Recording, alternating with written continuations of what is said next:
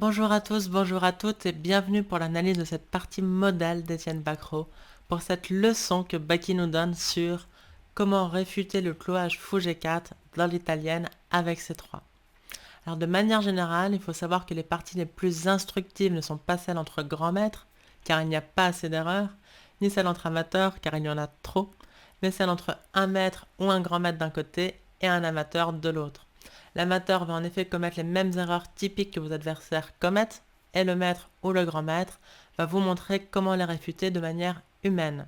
Donc c'est le cas dans cette partie où Étienne Bacrot, qu'on ne présente plus, donc Étienne Bacrot aka Bacchi, ancien numéro 1 français pendant des années, surtout ancien recordman du titre de plus jeune grand maître de l'histoire, et évidemment actuel entraîneur de Maxime Bachelard-Grave. Donc Bacchi a les blancs et il affronte Pierre Timothée, un joueur classé dans les 1900 Elo. Étienne commence par E4, E5, cavalier F3, cavalier C6. On a une italienne par fou C4, fou C5, D3, cavalier F6. Roque maintenant, un D6 des noirs. Et ici, évidemment, surtout pas cavalier C3, car ça permettrait fou G4. Et là, je vous renvoie à ma vidéo comment détruire le roc adverse dans l'italienne. Dans cette position, les noirs ont une superposition parce que fou G4 menace cavalier D4 avec la destruction du roc blanc en cas de prise soit par le cavalier, soit par le fou. Et on ne peut pas vraiment se déclouer parce que si on fait H3, fou H5, G4, j'explique tout ça en long et en large dans la vidéo, les noirs ont deux bons coups, on peut prendre en G4, sacrifiant la pièce pour deux pions et on récupère le clouage. Ou alors, on peut tout simplement jouer fou G6 et on va poursuivre par Dame D7 et H5 avec énorme attaque contre le roc blanc affaibli par les poussées de pions. Donc, sur cavalier C3, les noirs sont déjà mieux après fou G4, mais après C3, fou G4 joué par les noirs, et ici, une erreur. Et c'est une erreur typique. De la base Lichess, fou G4, c'est le coup le plus joué dans cette position. Dans la base Masters, donc qui ne contient que des parties classiques entre maîtres ou grands maîtres, fou G4, c'est joué même pas 1% du temps. Donc voilà, sur ces trois, fou G4 est une erreur. Pourquoi c'est une erreur? Eh bien tout simplement parce qu'il n'y a pas de menace, donc il n'y a aucun avantage, vu que cavalier D4 n'est pas possible à cause de ces trois.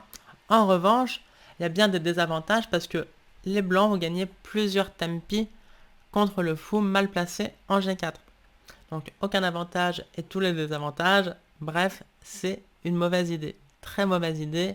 Et Étienne va nous montrer comment la réfuter. Alors il a joué cavalier D2. On aurait pu commencer par H3. D'après l'ordinateur, c'est tout aussi fort. Mais humainement, cavalier D2 est un peu plus malin. Parce que les noirs n'ont pas encore roqué. Et H3 peut être un affaiblissement. Donc par exemple, ici, les noirs peuvent jouer fou H5. Et si on fait cavalier D2 maintenant, par exemple, un coup comme G5, ça s'envisage. Alors l'ordinateur n'a pas peur. Il joue fou B5, meilleur coup, et il clame plus 0,9 pour les blancs, plus 0,90 pour les blancs. Ok, mais est-ce qu'on a vraiment envie, surtout la première ronde d'un tournoi, quand on a presque 1000 points de plus que son adversaire, de commencer à devoir réfléchir à qu'est-ce qu'on fait sur G5, est-ce qu'on laisse les noirs jouer G4, est-ce qu'on joue G4 nous-mêmes, ce qui serait d'ailleurs peut-être pas si idiot, mais alors là, il faut calculer qu'elle prend G4, il faut aussi calculer des coups comme Dame D7, surprise, Dame prend H3. Bref, c'est pas forcément le plus simple. Donc, quand il y a un tel écart, l'adversaire le plus fort, le joueur le plus fort, veut gagner de la manière la plus simple possible, sans avoir à calculer quoi que ce soit. Et donc, Bacchi ne s'est pas affaibli tout de suite par H3, il a d'abord joué cavalier D2, et c'est seulement après roc qu'il a joué H3. Alors on va y revenir, mais juste pour montrer si jamais les noirs jouent par exemple Dame D7, avec l'idée de défier les blancs, de mettre les blancs au défi de jouer H3. Ici, il y a plusieurs bons coups. D'après l'ordinateur, on peut jouer H3 sans craindre du tout fou prend H3. Donc ça, c'est typique, il faut toujours calculer, mais ici, c'est vrai que ça se passe mal pour les noirs.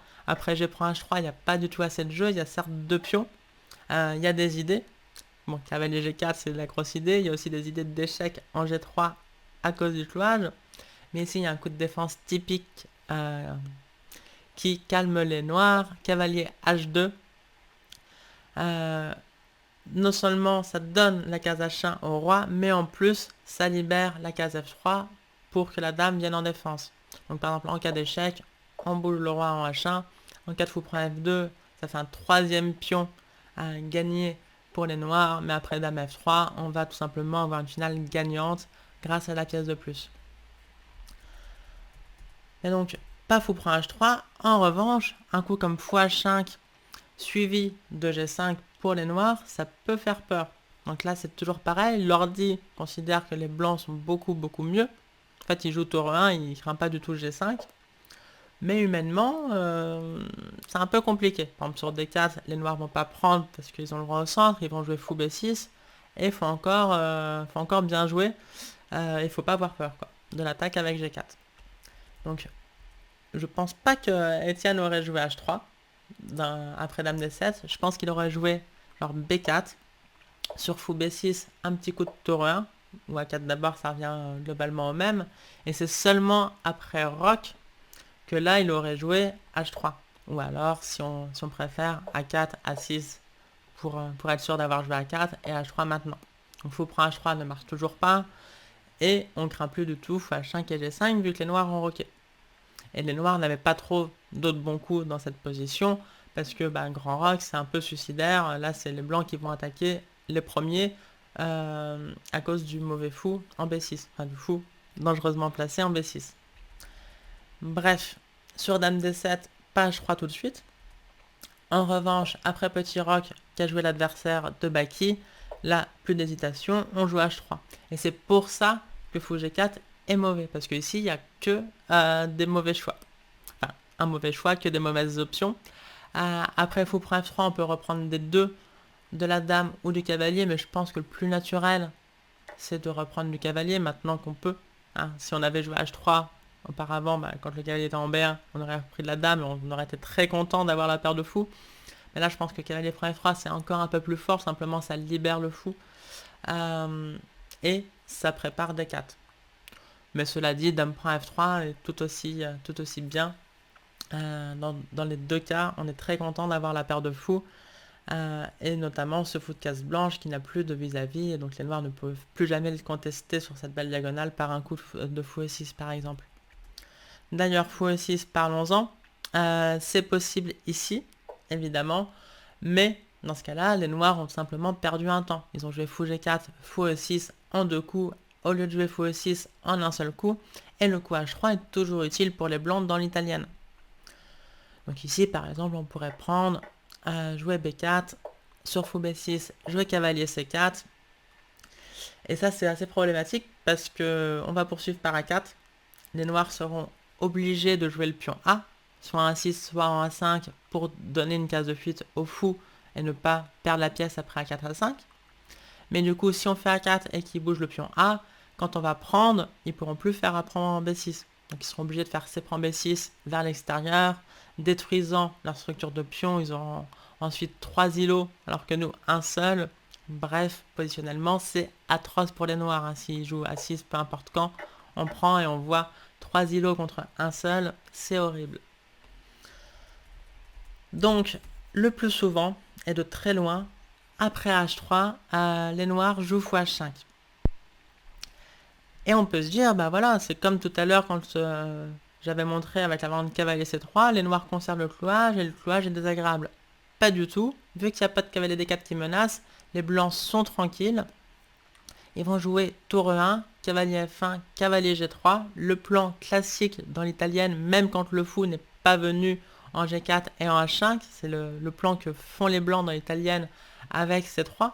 Vu que le cavalier n'a pas accès à sa case naturelle C3, il faut lui trouver une bonne case, et on le met en D2, en F1, puis en G3, et de G3, il attaquera à l'aile roi.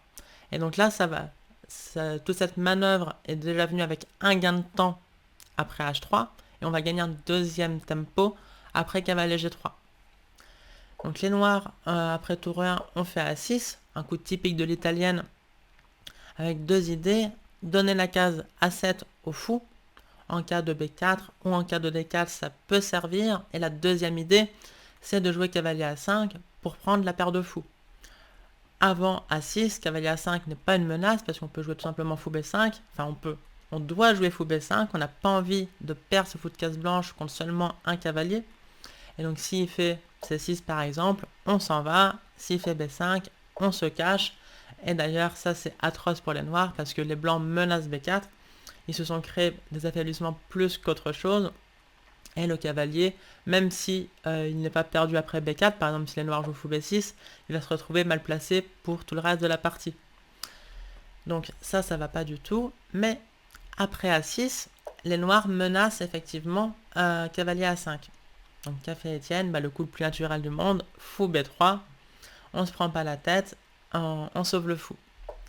Les noirs ont fait H6, coup toujours utile, et Baki a fait le plan habituel, cavalier F1, donc que des coups très très simples.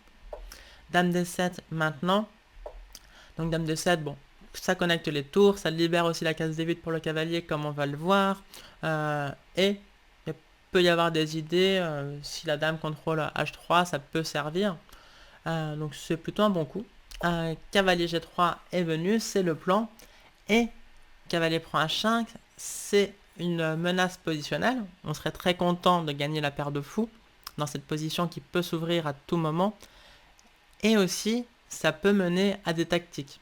Par exemple, après tour 8, ça serait une gaffe tactique, ce tour 8, qui a un coup, pourquoi pas, relativement naturel. On a la tour qui ne sert à rien, on la met au centre, pourquoi pas. Là, les blancs jouent et gagnent, on fait cavalier prend H5, cavalier prend H5, et ici, cavalier H4, menace, dame prend H5, gagne la pièce, et sur cavalier F6, on profite de ce fou italien, ce fou B3 qui n'a plus de vis-à-vis, pour jouer cavalier G6 et gagner la qualité. Donc voilà, petite variante tactique pour montrer une combinaison typique. Deuxième petite variante, en cas de fou A7, on prend un H5, cavalier prend H5, donc ici, cavalier H4, cavalier G6 ne servira à rien parce que la tour pourrait s'en aller. En revanche, cavalier prend E5 marche dans cette position, avec l'idée, en cas de capture, on va regagner le cavalier, et sur cavalier prend E5, dame prend H5, cavalier prend D3, ça peut faire peur, donc là on peut d'ailleurs s'arrêter là avec les blancs en se disant, oula, non seulement j'ai pas gagné de pion, mais en plus, il me laisse cavalier prend E1 et fou prend F2, bon, et cavalier prend F2 aussi. Ici, les blancs gagnent grâce à fou prend H6. Sur G prend H6, on fait dame G6 échec, profitant du clouage, et après roi H8, dame prend H6. Ça, là, il y a une très jolie petite manœuvre. On va tout simplement faire échec, roi bouge, échec à nouveau, roi bouge, peu importe où sur la colonne G, et maintenant, c'était l'idée d'avoir descendu cet escalier. On continue notre descente, dame G3 échec, et on gagne le cavalier. Alors évidemment, prendre tout de suite, c'était pas optimal, mais sur fou prend F2, on bouge le roi. Sur fou prend E1 ou cavalier prend E1, d'ailleurs, les blancs matent avec un très joli coup, dame G6, et on voit le double clouage de partout. Le fou cloue ce pion, la dame cloue celui-ci, donc c'est mat après quelques coups, soit d'échec désespéré, soit de dame G4, bon bref, c'est mat forcé. Donc ça c'était une variante assez sympa. Et sur roi H1, si il prend maintenant, donc c'est mieux parce que là on n'aura plus la manœuvre en escalier pour gagner le cavalier D3, mais l'attaque blanche est quand même gagnante. L'ordi donne tour D1, sur fou prend E1, tour prend D3, et malgré une tour nette de moins, les blancs sont totalement gagnants. On aura soit du tour F3, soit du tour D5, la tour va rentrer en attaque, et les noirs ne peuvent pas survivre avec ce roi totalement dénudé et qui manque cruellement de défenseurs. Bon, le fou à l'arrière un peu, mais la tour à 8 en plus des noirs, elle ne sert strictement à rien dans cette attaque de mat. Bref, tout ça pour dire que après cavalier G3, fou G6 est un coup assez automatique. On a besoin de sauver ce fou, même si ce fou en G6, il est horrible. Parce que il tape sur un mur de pions. Et en plus, les blancs vont continuer à gagner de tempo dessus, parce qu'après cavalier H4, là on menace qu'elle prend G6, gagne le fou. À cause du clouage, toujours celui-là. Donc, notre pauvre Pierre Timothée s'est décloué par roi H7. Et ici, il serait trop prématuré de prendre ce fou, qui de toute manière ne peut pas s'échapper. Donc, pourquoi le prendre tout de suite? Mais en plus, après la recapture F rang G6, certes, cette structure de pion est assez atypique, mais on voit que ces 3 pions protègent bien le roi H7. Et les noirs ont maintenant la colonne F ouverte avec la tour bien placée en F8 qui tape sur le pion F2 de concert avec le fou à C5. Donc vraiment aucun intérêt, c'est juste une gaffe positionnelle que de prendre ce fou tout de suite en tout cas. Et donc Étienne a montré sa compréhension très classique, sa grande compréhension positionnelle du jeu d'échecs de manière générale et de l'italienne en particulier, en jouant fou E3. Les noirs ont une seule bonne pièce dans cette position, c'est ce fou C5. Le cavalier C6 est dominé par le pion C3. Le cavalier F6 il est dominé par le pion E4 et le pion D3 qui prennent les cases importantes. Le fou G6 est une pièce horrible, donc une seule bonne pièce pour les noirs, ce fou C5, on l'échange tout simplement. Et après fou prend E3, bon, reprendre du pion c'est envisageable, mais c'est toujours regrettable de le faire quand la tour est en E1. Si la tour était en F1, les blancs auraient pu jouer quand même fou E3 et être très contents de prendre avec l'ouverture de la colonne F. Mais ici, tour prend E3 est bien plus naturel. Donc là, d'après l'ordinateur, le moindre mal pour les noirs, c'était de faire D5. Mais alors les blancs ont quand même une position de rêve. Après, par exemple, cavalier prend G6 maintenant. F prend G6, E prend D5. Cavalier prend D5. On peut encore échanger pour ne pas perdre de temps à bouger la tour. Et maintenant, il suffit de regarder la structure de pion avec ce pion isolé. Cet autre îlot de pion, donc 3 îlots contre 2, avec un pion isolé sur une colonne ouverte. Du coup, la case de 4 qui sera très forte pour notre cavalier. Bref, ça va vraiment pas pour les noirs. Cela dit, ça reste sûrement dans le range du défendable, mais limite. À la place de ça, l'adversaire d'Étienne a joué un coup qu'on voit souvent dans l'italienne pour replacer le cavalier C6 qui du coup est dominé par le pion C3, encore une fois. Il a joué cavalier D8. Donc c'est un coup typique pour aller en E6 et puis de E6 contrôler des cases importantes, la case D4, la case F4, la case C5, la case G5. Donc c'est une très bonne case pour le cavalier, en tout cas bien meilleure que la case C6. Mais là, Étienne en profite pour ouvrir au centre avec D4. Donc il prend le centre.